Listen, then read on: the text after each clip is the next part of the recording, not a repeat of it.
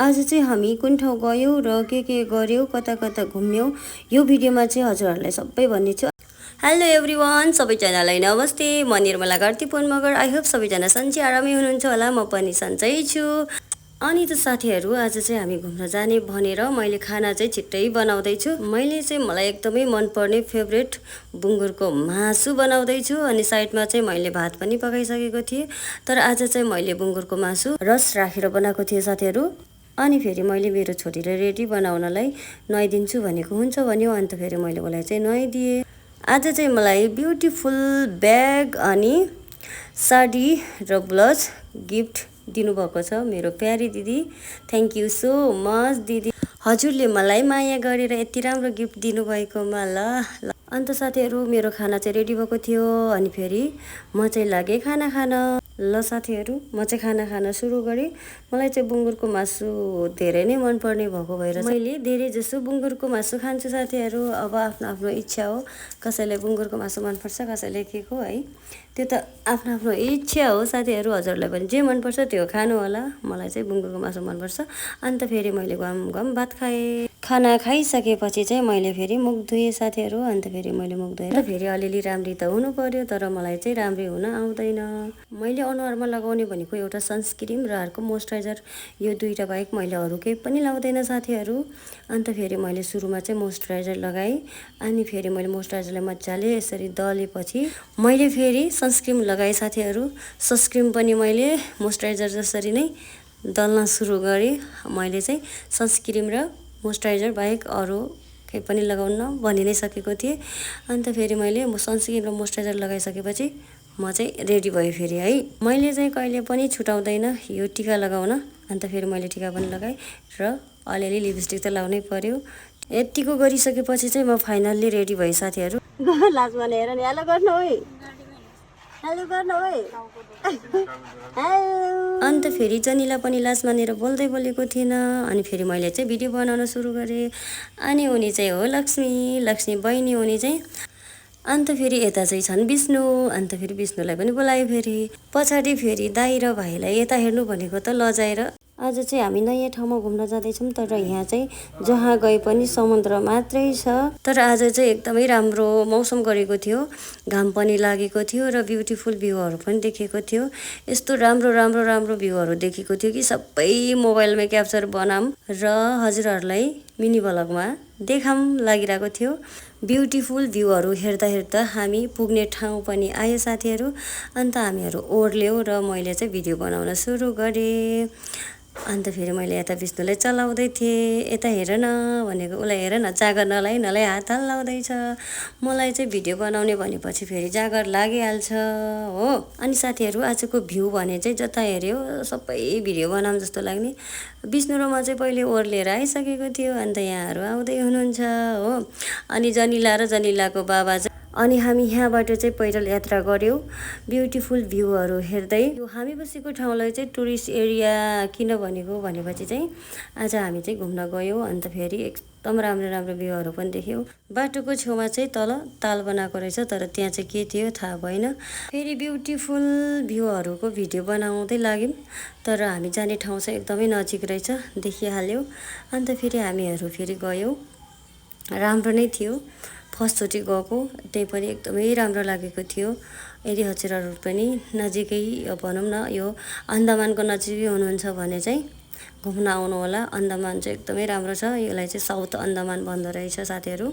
यदि हजुरहरूले इन्डियाभित्रै रहेर मेरो मिनी भ्लग हेर्दै हुनुहुन्छ भने एकचोटि हजुरहरू साउथ अन्डमान घुम्नको लागि आउनु होला, एकदमै राम्रो छ है। सुरुमा चाहिँ भित्र जाने बेलामा यस्तो थियो। अन्त यहाँनिर चाहिँ टिकट देखाउनु पर्दो रहेछ। अन्त जनिला र जनिलाको बाबा चाहिँ हेरेर आइसक्नु भएको रहेछ। अन्त फेरि हामीहरू चाहिँ गयौँ। हामी चाहिँ यसरी भिडियोहरू बनाएर राख्यो भने मेमोरी पनि हुन्छ साथीहरू। अन्त फेरि हजुरहरूले पनि हेर्न पाउनुहुन्छ।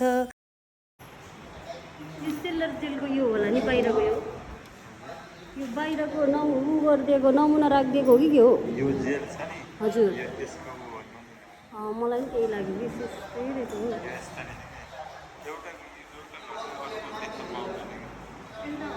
हो। भाइ र मैले कुरा गरेको हजुरहरूले बुझ्नुभएको छैन भने यो भिडियो जो बनाएको छु हामीहरू आएको यो सेलर जेल अनि त्यसपछि बाहिरको जति नै एरिया छ र घर अनि गार्डनको नमुना रहेछ साथीहरू। कति म बोलेको मात्रै सुन्नुहुन्छ अन्त फेरि हो मलाई पनि हेर्नु आज चाहिँ म राम्रै देखिएको छु भनेर भन्न चाहिँ नमिल्ला। यसो रमाइलो पनि त गर्नु पर्यो साथीहरू।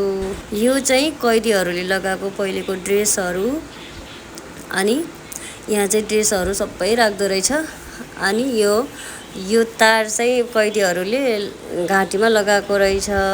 अनि यिनीहरू सबै यतातिर चाहिँ कैदीहरूले लगाएको ड्रेसहरू सजाएर राखेको रहेछ फेरि हो हेर्न सक्नुहुन्छ हजुरहरूले पनि। अन्त फेरि मैले पनि मेमोरी हुन्छ भनेर चाहिँ यतातिरको सबै भिडियोहरू चाहिँ बनाएको थिएँ अनि हजुरहरूले पनि हेर्न सक्नुहुन्छ।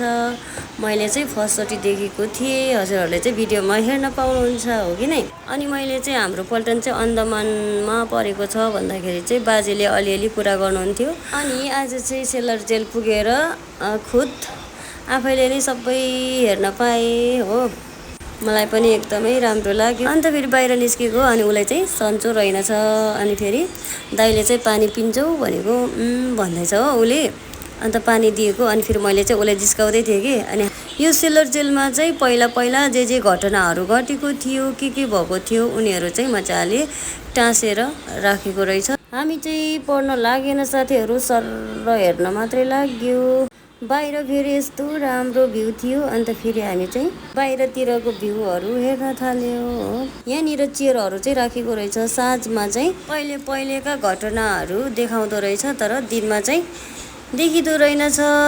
यो हेर्नको लागि चाहिँ साँझमा जानु पर्दो रहेछ। यहाँ चाहिँ यस्तो राम्रो छ कि यो ठाउँ चाहिँ मलाई चाहिँ अहिले यो अन्डमानमा आएर घुमेको जग्गाहरूमा चाहिँ मलाई हो सेलर जेल एकदमै मन पर्यो। अनि फेरि म चाहिँ एक्लै भिडियो बनाउँदै आइरहेको थिएँ अन्त उताबाट चाहिँ भाइले यतै आउनु ल दिदी भन्दै हुनुहुन्थ्यो। भाइले चाहिँ यतै आउनु दिदी भनेपछि म पनि उता गएको थिएँ। अनि चाहिँ बहिनीलाई चाहिँ गर्मी भएर चाहिँ कपाल बान्दै थिएँ।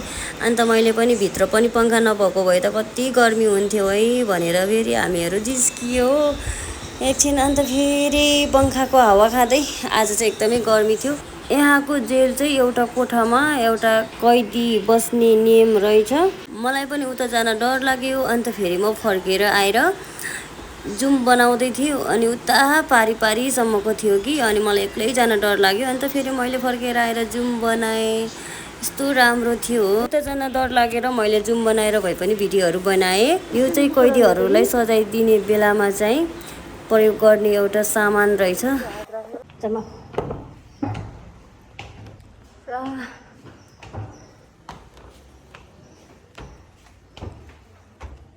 छतमा जानलाई बहिनी र म पनि छतमा गयो अन्त भाइ पनि अगाडि गइसक्नु भएको थियो। छतमा जाने बित्तिकै यस्तो राम्रो भ्यू देखेको थियो तपाईँहरूले पनि हेर्न सक्नुहुन्छ। छतबाट चाहिँ कति राम्रो भ्यूहरू देखिँदो रहेछ। अन्त यहाँदेखि चाहिँ एकदमै राम्रो लाग्यो मलाई पनि। अनि हामीहरू चाहिँ फोटो भिडियो चाहिँ बनायो अन्त फेरि हामीहरू पनि फर्कियो। अनि जेलमा गएको भिडियो बनाऊ भनेको त आमा अहिलेसम्म बनाएको उत्कृष्ट भिडियो। अनि हामी माथिबाट घुमेर आउँदा चाहिँ यता जनिला खेल्दै थियो। हेलो के हो रहा है? कुछ नहीं बढ़िया है। अच्छा पापाको माया लाग्छ उल्टो भएको हाई गरी जनिला। अन्त फेरि एकदमै काम गरेको जस्तो भोक लागेको थियो अनि फेरि हामीहरू चाहिँ नास्ता खान आयो।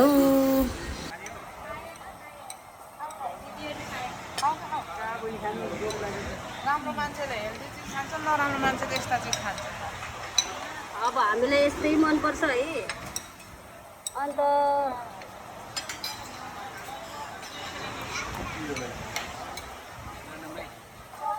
अनि फेरि सबैले आफूलाई मनपर्ने नास्ता मगाएर खायो।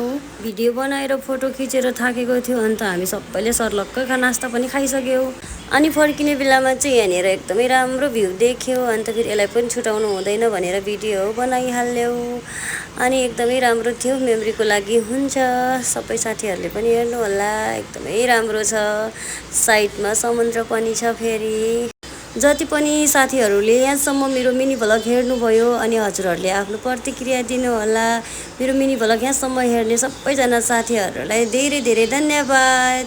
धेरै माया अनि मिठो सम्झना।